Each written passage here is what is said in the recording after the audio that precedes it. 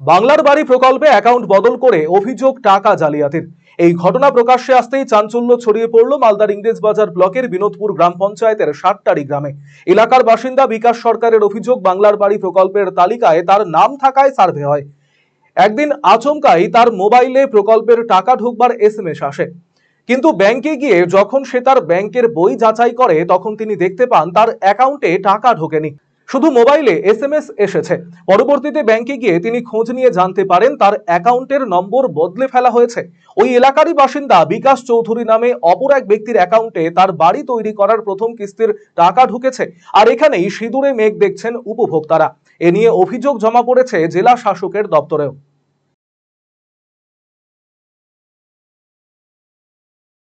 আমার বরের নামে বাড়ি এসেছিল আবাস যোজনা, জানি না, কিন্তু আবাস যোজনারই ওটা, কিন্তু ও পায়নি টাকা পায়নি। সার্ভে করে গেছে, আবার ইনকোয়ারি করে গেছে পঞ্চায়েত থেকে লোক এসে, কিন্তু টাকাটা অন্যজনের অ্যাকাউন্টে টাকা ঢুকেছে, আমার বর কিছুই পায়নি।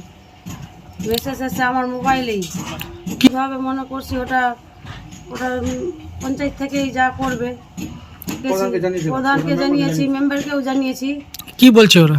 ওরা তো বলছে হবে, কিন্তু কিছুই করছে না। ওরা তো 4 মাস হয়ে গেল। 4 মাস হয়ে গেল। এগুলা আবার ভিডিও নিয়েছেন?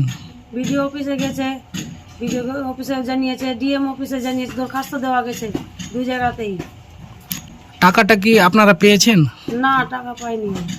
কি কি দেখাচ্ছে আপনার মোবাইলে? কিছু এসএমএস এসএমএস এসছে, কিন্তু এসএমএস আর মোবাইলেই আছে, তারপর টাকা পাইনি আমরা। অন্যজনের অ্যাকাউন্টে? অন্যজনের অ্যাকাউন্টে টাকা ঢুকেছে। নাম বিকাশ চৌধুরী। ওর নাম বিকাশ চৌধুরী আছে, আর আমার বড়ের নাম আছে বিকাশ সরকার।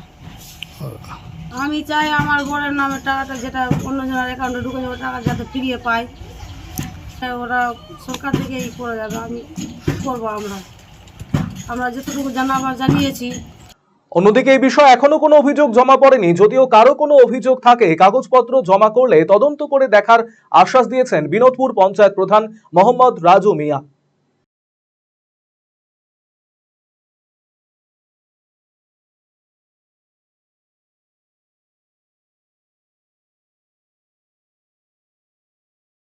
দেখেন, আপনি যেটা বলছেন যে সুভাষ সরকার, আমাদের কাছে এভাবে কোনো লিখিত অভিযোগ নেই। আর যদি কারো মোবাইলে এসএমএস আছে, অনেক সময় মোবাইল নাম্বার ভুল হতে পারে, অনেক ব্যক্তির নামে হয়তো হয়, এসএমএস চলে যায় মোবাইল নাম্বার বলে। সেটার জন্য আমাদের কারেকশনের জন্য একটা পোর্টাল খোলা হয়েছিল, তাদের মোবাইল নাম্বার কারেকশনও করা হয়েছে। আর যদিও কারো অ্যাকাউন্ট বা তার তথ্য যদি ভুল থাকে, বা সেই রকম যদি কারো অ্যাকাউন্টে যদি নিজস্ব যে আইডিতে যদি নাম থাকে বা ইনকোয়ারি হয়ে থাকে, তার সমস্ত ডকুমেন্টস আমাদের পঞ্চায়েতে সাবমিট করুন। আমরা সেটা তদন্ত সাপেক্ষে দেখব, সেটা আমরা উপরমহলকে জানাবো। যদি সম্ভব হয় আমরা অবশ্যই তার টাকাটা তার অ্যাকাউন্টে ফেরত দেওয়ার চেষ্টা করব।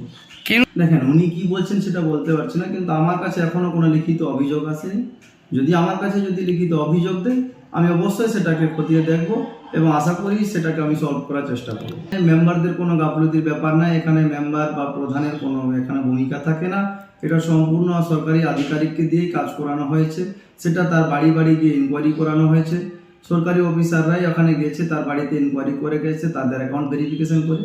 যদি কোনো রকমভাবে ভুল হয়ে থাকে, সেটা অবশ্যই আমি বলছি, যদি লিখিত দেয় আমাদের কাছে, আমরা অবশ্যই সেটাকে খতিয়ে দেখব। রায়গঞ্জবাসীদের জন্য সুখবর, যারা দীর্ঘদিন ধরে পেটের সমস্যায় ভুগছেন তাদের জন্য রায়গঞ্জ দিশারিতে আসছেন ব্যাঙ্গালোরের প্রখ্যাত গ্যাস্ট্রোএন্টারোলজিস্ট ডাক্তার ইরশাদ আলী, HMD, DNB।